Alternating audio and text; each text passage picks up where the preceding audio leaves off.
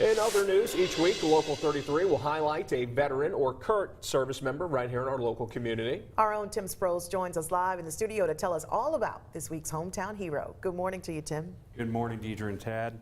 Today, we honor a World War II Navy veteran who served aboard the fleet tanker USS Neosho, AO-48. His name is Bernard Spivey, and he is your hometown hero.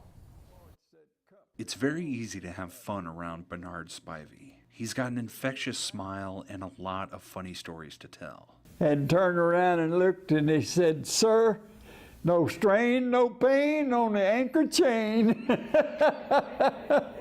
Bernard is 92 years old, and he is a naval veteran of World War II. He served aboard the USS Neosho AO-48. My bedroom was right up there in that corner.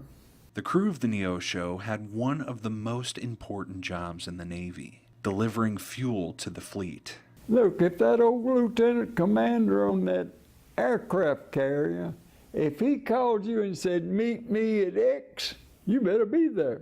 You know, a ship without any fuel in it's not much value to you. Bernard says that it was an extremely busy job serving aboard the Neosho. It was also a dangerous job. The Neosho earned 13 battle stars, but the crew found themselves to be extremely lucky. Had some times when things was great and some times when they wasn't so good. But we was very fortunate that we never come under gunfire. And they didn't fire too many shots themselves. A 5-inch 38 on the fantail, I think it was fired one time. That was when the war ended. Bernard says that most of the crew, including himself, were young when they set out for sea, but they all returned as men. It did, because you was in charge of taking care of yourself. Now, you also had to look out for the man there with you. It was kind of a two-way street. Bernard stayed aboard the USS Neosho until she was decommissioned in December of 1945. It was a different world, for sure.